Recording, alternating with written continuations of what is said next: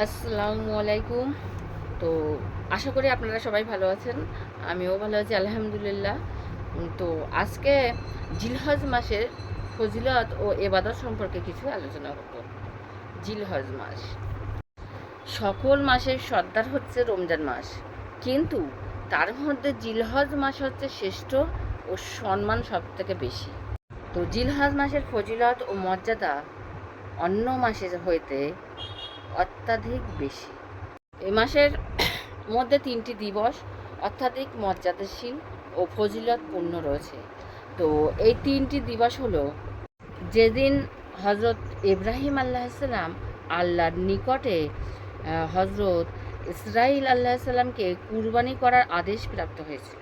আর ২ নম্বর হচ্ছে কুরবানির দিন, আর ৩ নম্বর হচ্ছে আরাফা অর্থাৎ হজের দিন।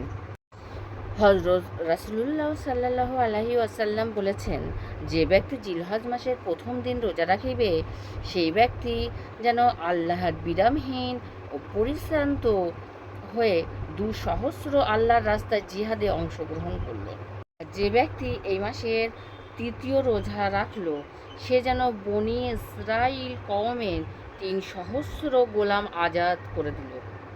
আর যে ব্যক্তি এই মাসের চতুর্থ দিনে রোজা রাখিল আর সে যেন ৪০০ বছর আল্লাহর এবাদতে সোয়াব লাভ করিল। আর যে ব্যক্তি এই মাসের পঞ্চম রোজা রাখিল সে যেন সহস্র বস্ত্রহীনদের বস্ত্র দান করার সোয়াব লাভ করিল। যে ব্যক্তি এই মাসের ষষ্ঠ রোজা রাখিল সে যেন ৬ সহস্র শহীদদের সোয়াব লাভ করল। যে ব্যক্তি এই মাসে সপ্তম রোজা রাখিল সেই রোজাদারদের জন্য ৭ জাহান্নামের দরজা হারাম হয়ে গেল। আর যে ব্যক্তি এই মাসের ৮তম রোজা রাখিল তার জন্য জান্নাতের ৮টি দরজা খুলে দেওয়া হলো। আর এক হাদিসে আছে রাসূলুল্লাহ সাল্লাল্লাহু আলাইহি ওয়াসাল্লাম বলেছেন, যে ব্যক্তি এই মাসের প্রথম রোজা রাখিবে সেই ব্যক্তি ৬৬,০০০ কোরআন খতমের সওয়াব লাভ করিল।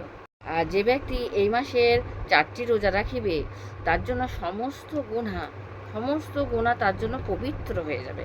যে ব্যক্তি এই মাসের ৫টি রোজা রাখিবে তার জন্য ৫০ বছরের ইবাদতের সওয়াব লেখা হবে। যে ব্যক্তি এই মাসে ৬টি রোজা রাখিবে তার জন্য ৬,০০০ আম্বিয়াদের সওয়াব লেখা হবে। যে ব্যক্তি এই মাসের ৭টি রোজা রাখিবে তার জন্য ৭০,০০০ ইবাদতের সওয়াব লেখা হবে।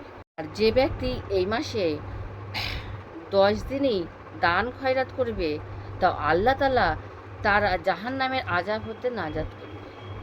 রাসূলুল্লাহ সাল্লাল্লাহু আলাইহি ওয়াসাল্লাম বলেছেন, যদি কোনো ব্যক্তি জিলহজ মাসের প্রথম দিন হইতে ১০ম দিন পর্যন্ত প্রত্যেক দিন বেতেল নামাজের পরে ২ রাকাত নামাজ আদায় করিবে আর সেই নামাজে সূরা ফাতিহা আর ৩ বার সূরা ইখলাস আর ৩ বার সূরা কাউসার পাঠ করিবে, আল্লাহ তাআলা তার আমলনামায় ইলনিন নামক শান্তিময় বেহেশত দান করিবে আর তার আমলনামায় সমস্ত চুলের সংখ্যা গুণ সওয়াব লাভ করিবে আর সমপরিমাণ দান খয়রাতের সওয়াব লাভ করিবে।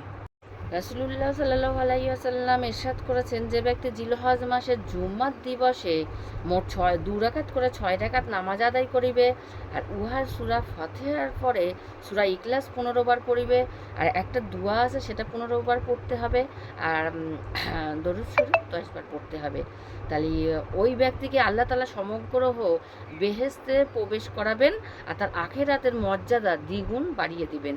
তো দোয়াটি হলো লা ইলাহা ইল্লাল্লাহু মালিকুল হাক্কুল মুবিন। সুবহানাল্লাহ।